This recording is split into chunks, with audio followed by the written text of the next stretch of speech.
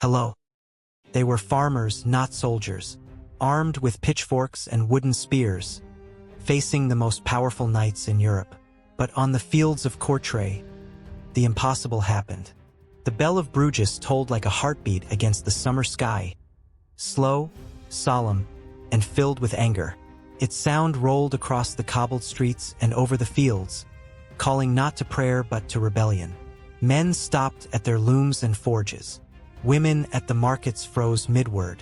Everyone knew what that bell meant. The time of the French yoke had ended. At the center of the square stood Peter de Koninck, a weaver with rough hands and a voice that carried like thunder. His clothes were plain, his eyes lit by something far greater than gold or glory. "Brothers of Flanders," he shouted, "the knights of France take our bread, our sons, our pride. But they cannot take our land if we refuse to kneel." The crowd roared.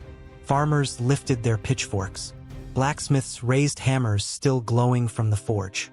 Somewhere in the mass, Jan Bredel, the butcher of Bruges, grinned, broad, red-faced, smelling of blood and courage.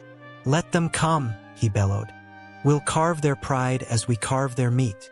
Rumor had spread that a French host was marching north. Thousands of armored knights under Count Robert of Artois, come to crush the rebellion and make an example of the Flemish cities. The nobles laughed at the thought of peasants in battle. Yet across the lowlands, the guildsmen gathered weavers, cobblers, farmers, bakers, a tide of 5,000 hearts that refused to bow. That night, by the light of oil lamps, the men of Bruges met in secret. Old maps were unrolled on tables scarred with cleavers and nails. The plan was simple and mad. They would meet the knights not in open field, but on the marshy plains near the town of Courtrai, where the ground swallowed horses whole. Peter stood at the head of the gathering. "They wear armor of silver and pride," he said, "but iron sinks, and the swamp has no fear of kings." A murmur of grim laughter rippled through the room. Outside, thunder rumbled over Flanders, or perhaps it was the sound of France's wrath drawing near. As the bell of Bruges tolled once more, the peasants lifted their makeshift weapons, flails, pikes, and the great iron godendags, each one forged in hatred and hope. Jan Bredel turned to Peter and said quietly, "You think we can really win?" Peter looked toward the dark horizon. "Not win," he said, "but make them remember us." And with that, the rebellion marched toward history. The fields of Courtrai shimmered under a heavy July sun. Wide, flat stretches of meadow and marsh, veined with streams and patches of mud that gleamed like mirrors. To the untrained eye, it was peaceful countryside. To Peter de Koninck, it was salvation. He stood upon a low dike, surveying the land with the calm focus of a craftsman studying his cloth. "Here," he said, pointing to the marsh's edge, "is where the empire will drown in its own arrogance." Around him, men labored. Not soldiers, but farmers and artisans with blistered hands. They dug shallow ditches, drove sharpened stakes into the mud, and wove ropes between them. Every pit was bait, every trap a weapon. They had no armor, no cavalry, no siege engines, only the land itself. Jan Bredel swung his butcher's axe into the earth and wiped his brow. "You think horses care about traps?" he grumbled. "They don't," Peter replied. "But the knights do, and they'll drag their pride into the swamp to prove they don't fear us." That evening, the campfires of 5,000 peasants burned against the dusk. Their tents were ragged, their laughter nervous, but there was a strange stillness beneath it all, the kind that comes before a storm. Priests moved among them, blessing pikes and plowshares alike. The smell of wet earth mingled with sweat and tallow smoke.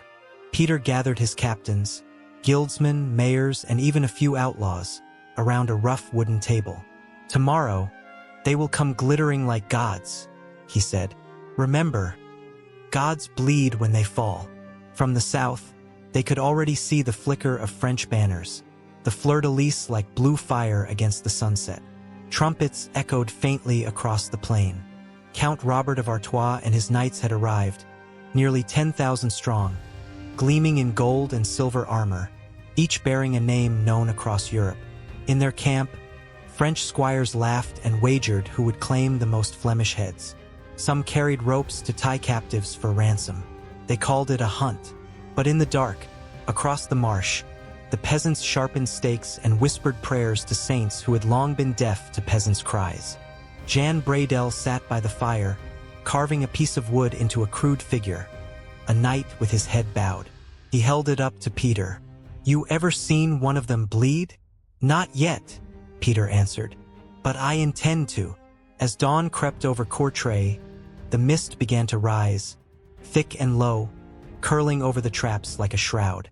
The peasants took their positions, hearts thundering like drums. The bell of Bruises tolled again, carried faintly on the morning wind. And the men of Flanders, bakers, butchers, farmers, waited for the storm of steel to descend upon the mud that would become their kingdom. Morning broke upon Courtrai like the crack of a war drum. Mist rolled across the fields, veiling the horizon in white.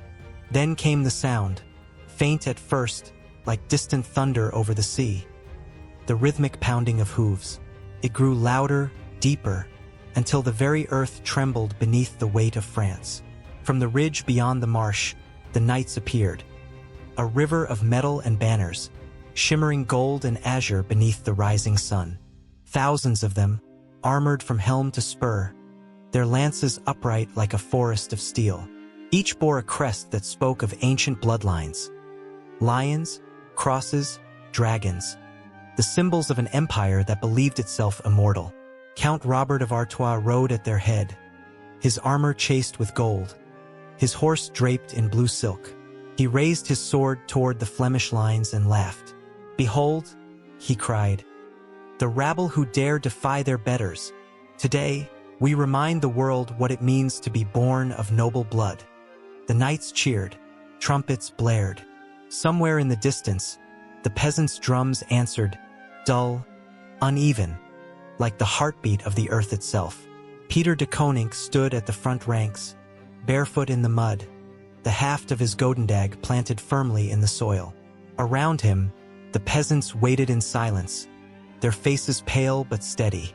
"Hold," he murmured, "let the swamp speak for us." The French cavalry began its descent. The sound was unbearable, a storm of hooves, metal, and arrogance. Dust rose, then mud, as they charged, banners whipping like flame. To the peasants, it was as if a mountain of iron was falling from the sky. The first wave struck the outer ditches. Horses screamed as legs shattered on hidden stakes. Riders toppled, crushed beneath their own beasts. The charge wavered but pressed on, driven by pride and fury. "Now!" Peter shouted. From behind earthen mounds, crossbows twanged. Arrows hissed like serpents, finding gaps between armor plates. Men fell, their gold shining as they sank into the muck. Still the second wave came, and then the third, each one more desperate than the last. Jan Bradel stood waist-deep in mud, swinging his axe as if he were back in his shop. "You wanted meat," he roared. "Here it is." A knight lunged at him, blade flashing. Bradel caught it on the shaft of his weapon and drove the spike of his godendag into the man's chest. The armor held for a moment, then cracked like ice. The knight fell backward, swallowed by the mire. Around them chaos reigned. The proud banners of France twisted and fell into the marsh. Horses thrashed, dragging down men beside them. Trumpets became screams. Count Robert stared in disbelief. "They are peasants," he cried. "Peasants." But the land had turned against him. His cavalry, once invincible, was trapped in the sucking mud, their armor now their coffin. From the Flemish lines came a roar, raw, human, defiant. Peter raised his weapon high. "They bleed," he shouted. "The lords of France bleed like us." And for the first time in centuries, the earth itself seemed to rebel. The thunder of hooves faltered. The age of knights began to crack. The fields of Courtrai were no longer fields. They had become a pit, a screaming, thrashing swamp of men and beasts. The sun hung high, glaring mercilessly over the chaos as armor sank into mud, and noble blood turned the water red. The French charge had broken like a wave upon rock. Horses lay dying in heaps, their riders clawing at the mire, struggling to rise only to be dragged down again by the weight of their own splendor. The once proud fleur-de-lis fluttered half-buried in the muck, its gold thread darkened with filth. From the far bank, Peter de Koninck watched as the nobles floundered. His face was streaked with mud, his hair plastered to his brow, but his eyes burned with ruthless clarity. "Now," he whispered, "now the lion wakes." He raised his godendag, the heavy Flemish pole with its iron spike, and gave a single shout. The peasants surged forward. They came roaring from the reeds, from behind the ditches, from the shallow ridges they had carved through the night. Thousands of them, smiths, weavers, farmers, brewers, a tide of humanity armed with everything from flails to hammers. Their war cry rolled across the swamp like thunder. "Flanders! The Lion of Flanders!" Jan Breydel waded into the melee, swinging his axe with the precision of his trade. A knight lunged. Breydel stepped aside, the blade whistling past, then smashed his weapon down onto the knight's helmet. The man crumpled without a sound. Breydel spat. "That one's well tenderized." Everywhere, the scene repeated. Peasants dragged knights from their saddles, using ropes and hooks, pulling them into the mire where armor became a prison. French blades flashed in vain, heavy, slow, drowning in mud. Flemish pikes thrust upward from below, punching through plate and mail. Count Robert of Artois fought near the center, his voice hoarse from shouting. "Forward! Forward, you dogs! We are France!" But France was sinking. A horse reared beside him, then toppled backward, crushing two men beneath it. Crossbow bolts whistled through the air, finding gaps in armor, under arms, between visors, through throats. Every knight who fell became another obstacle for his comrades. The ground itself betrayed them. Each step was a struggle, each breath a punishment. The peasants, lighter, freer, moved through the swamp like shadows. Peter advanced with grim purpose. A mounted lord, his armor gilded and engraved with saints, tried to rally his men. "Cowards! Fight!" he roared. Peter met him head-on, jamming his godendag into the horse's chest. The animal collapsed with a wet cry. Before the knight could rise, Peter drove the iron spike through his visor. The sound was sickening, final. The peasants cheered wildly. "Strike the lords!" someone shouted. "Break their crowns!" By noon, the battlefield had become a slaughterhouse. The chivalry of France, thousands of its finest, were trapped, disarmed, or dead. The water was black with blood and oil, and above the carnage, a single banner rose, the Golden Lion of Flanders on a field of black. Peter turned to his men, panting, his hands trembling. "They called us peasants," he said, his voice raw. "Let them remember how peasants fight." From the mud, Breydel laughed darkly. "Aye, let them remember with what's left of their spurs." The Battle of the Golden Spurs had earned its name. The French aristocracy had drowned not in defeat, but in disbelief, slain by the hands of those they once thought beneath them. And still the fighting raged, for Flanders was not yet done. By midday, the plain of Courtrai had become a sea of twisted banners and broken armor. The shouts of command were gone. Only screams and the clatter of steel remained. The proud French host, the might of the empire, was collapsing before the fury of men who had never worn armor in their lives. Peter de Koninck moved through the carnage, his godendag dripping red. Every strike was deliberate, every breath a prayer. Around him, the peasants advanced step by step, their bare feet sinking into the mire that had swallowed their masters whole. Ahead, the French command tent still stood, a patch of blue and gold amid the ruin. Count Robert of Artois and his surviving knights had rallied there, surrounded by their remaining guards. The fleur-de-lis still waved above them, stubborn and defiant. "Forward!" Peter shouted. "End the age of lords!" The peasants surged again. Crossbow bolts cut the air. Artois drew his sword, gleaming and perfect even in the blood-red light. "Filth!" he roared. "You think yourselves men?" Jan Breydel laughed, his voice rough with exhaustion. "Better than corpses in silver cans." He hurled his axe, striking a knight square in the throat. The man fell, choking on disbelief. The French lines broke. Their horses panicked, trampling their own. Artois' standard-bearer tried to flee. A hammer struck him down. Within minutes, the noble circle crumbled into chaos. Artois himself fought like a beast cornered. He struck down 3 men before Peter reached him. Their eyes met, the weaver and the count, the cloth hand and the bloodborne. "Yield," Peter said. "No man need die twice." Artois spat, lunging. Peter sidestepped, thrusting upward. The Godendag's iron tip pierced beneath the count's ribs.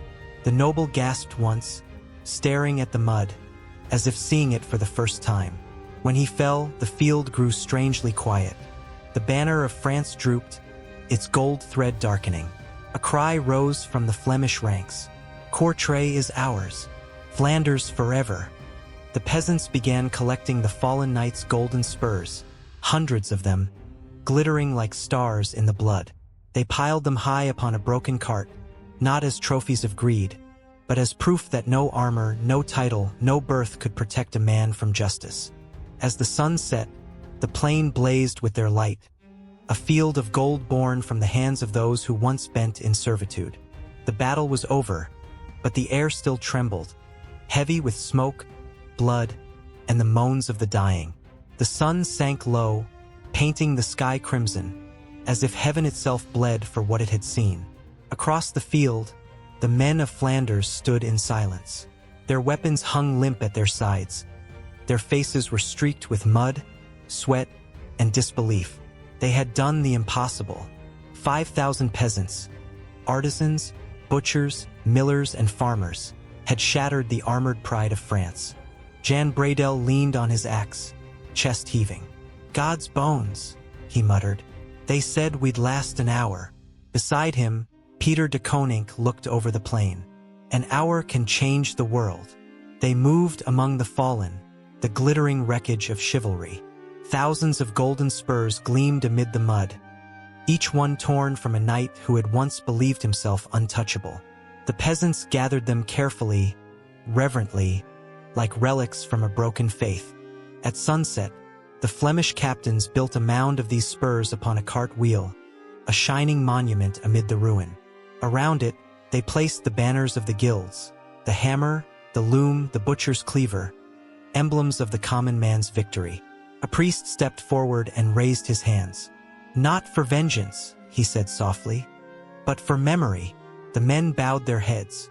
Even the river beside Courtrai ran slower, as if pausing to listen. That night, messengers rode to Bruises, carrying the news that would shake Europe. The people poured into the streets as the bell tower rang. Not in warning, but in triumph. Mothers wept. Fathers shouted from rooftops. In taverns and churches alike, the word spread. The knights have fallen. The peasants stand. From Paris to Ghent, nobles locked their gates, whispering in fear. The world had tilted, the order of heaven and earth undone by mud-stained hands. At Courtrai, under the stars, Peter stood before the mound of spurs. The wind rustled the torn banners behind him. "Tomorrow," he said quietly, "we return to our looms and fields, but tonight we are kings." And in the darkness, the golden spurs glowed like 1,000 suns rising from the earth.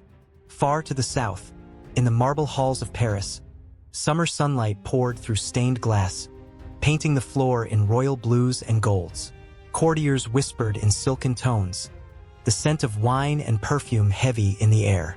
And then the doors burst open. A messenger stumbled in, his armor torn, his face ash-gray with dust and terror. The court fell silent. He knelt before the throne of King Philip IV, the Fair, and spoke a single word that froze the room. "Courtrai." The king frowned. "Victory." The messenger raised his head, eyes hollow. "Defeat, sire. The army, the nobles, all lost. Count Robert is dead. The peasants," his voice cracked, "the peasants destroyed them all." A gasp rippled through the hall. Silk rustled like dry leaves. One noble crossed himself. Another laughed bitterly, thinking it a jest. But when the king's hand trembled on the armrest, the laughter died. Philip rose slowly, his face carved from ice. 5,000 peasants? He asked. Against knights of France? Yes, sire. They call it the Battle of the Golden Spurs. For a long moment, the only sound was the soft hiss of incense. Then the king turned toward the gathered lords, men who had built their lives on the certainty of their birthright. Let this be known, he said coldly. Pride is a heavier armor than iron, and it sinks just the same. The nobles shifted uneasily. For the first time, fear crept into their eyes. Fear not of foreign kings, but of the people beneath their feet. Beyond the palace, the streets of Paris whispered. Merchants and cobblers spoke the forbidden words. If Flemish hands can slay French lords, then what power truly rules? That night, Philip sat alone before a map of Flanders. Candlelight flickered over his face, hard and unreadable. In the silence, he could almost hear the echo of those defiant bells ringing from Bruises, the sound of a world breaking open. He clenched his fist. If peasants can win battles, he murmured, then crowns are no longer safe. And somewhere, far from Paris, on the muddy fields of Courtrai, the wind carried laughter, rough, proud, and free. The road to Bruges wound through quiet villages and trampled fields, where the summer wind carried the smell of ashes and wildflowers. The war was over, yet its ghosts followed close behind. The men of Flanders, fewer now, weary and scarred, marched home beneath torn banners and the heavy weight of victory. They entered Bruges not as soldiers but as brothers. The bell that had once called them to rebellion now rang in triumph. Crowds filled the streets, women throwing garlands, children running beside them, shouting names they barely knew. Jan Bradel strode at the front, his axe slung over his shoulder, his laughter echoing through the square. You see, Peter? He called. Even the bakers look at us like saints now. Peter de Koninck smiled faintly. His eyes, though, were elsewhere, lost in the memory of the marsh, the faces of those who hadn't returned. Saints? He said quietly. No, we are ghosts that lived long enough to come home. The guild banners waved proudly from every rooftop. The weaver's loom, the blacksmith's hammer, the butcher's cleaver, symbols once humble, now holy. The city council met them with tears and cheers, proclaiming a feast in their honor. But beneath the songs and the wine, the air held something solemn. That night, the surviving captains gathered in the guild hall. The tables were heavy with bread and ale, yet few ate. They spoke little, listening instead to the silence between them, the silence of absence. Peter rose, raising his cup. To those who sleep in Courtrai's mud, he said. They had no crowns, no titles, but they forged something greater, freedom. The men raised their cups. Bradel wiped his eyes roughly and muttered, They'll be remembered. Even the French will have to whisper their names. Outside, the city hummed with celebration. Bells, flutes, drunken laughter. But in the hall, the mood was sacred. The victory had cost too much to be called glory. Later, as dawn crept over Bruges, Peter walked alone through the empty square. The morning light touched the rooftops like a blessing. For the first time in his life, he felt the world tilt toward the common man. And he whispered to the wind, We wove more than cloth this day. We wove a kingdom of our own. Weeks passed, and the fires of war faded into memory. But Courtrai's field still glimmered beneath the sun. The wind swept over it like a silent hymn, whispering through the reeds where armor lay half-buried in mud. Pilgrims began to come, peasants, monks, even merchants, to see the place where the proud had fallen and the humble had risen. At Bruges, the guilds gathered in the great square. There, before the city's oldest church, a vast wooden platform had been built. On it stood the cart filled with golden spurs, more than 700 of them, each taken from a knight who had perished in the swamp. Jan Bradel and Peter de Koninck climbed the steps together. The crowd fell silent. Behind them hung the black banner of Flanders, the golden lion roaring against the dark. Peter spoke first. His voice was hoarse, not from shouting, but from remembering. These, he said, lifting a spur for all to see, were once the mark of nobility, proof that a man was born to rule, to command, to trample others beneath his horse. He paused, holding it in the light. But today, these spurs belong to no lord. They belong to Flanders, to every man who fought with his hands, not his title. A murmur of awe swept through the crowd. One by one, the spurs were hung upon the walls of the cathedral, their gold gleaming beneath candlelight. Each shimmered like a star in the dimness, a constellation forged from courage, not bloodline. When the last was placed, the bells rang again, their sound deep and joyous. Jan Bradel leaned toward Peter. "You think the French will ever forget this sight?" Peter smiled faintly. "No, and neither must we. Pride will always return, like weeds in spring. So let this gold remind us we are not serfs anymore." The people knelt as a priest blessed the shrine. Some wept openly. The sunlight struck the golden spurs, casting reflections that danced across the faces of the crowd. Faces of craftsmen, farmers, mothers, and children. In that moment, they were united not by rank, but by memory. A new faith was born, not in kings or saints, but in the dignity of those who dared to stand. And as the bells of Bruises rang into the heavens, their sound carried far beyond Flanders, a promise that the world had changed forever. Years passed. The clang of swords gave way to the rhythm of looms and hammers once more. Bruises prospered, its guilds thriving, its people walking taller than they ever had before. Yet, amid the peace, one figure remained restless: Peter de Koninck, the weaver who had once defied an empire. He grew old quietly. His hair turned the color of winter flax, his hands rougher, slower, but the fire in his eyes never dimmed. And one autumn morning, when the mist hung low over the fields, he set out alone, following the long road south, back to Courtrai. The land was quiet now. Grass had grown where blood once ran. The marsh had dried into meadows dotted with reeds and wildflowers. Yet beneath it all, the earth still seemed to breathe, remembering. At the edge of the field stood a simple monument of stone and wood. Upon it hung rusted blades, broken pikes, and a handful of spurs that time had not stolen. Children from nearby villages played among them, their laughter light and unafraid. Peter smiled faintly.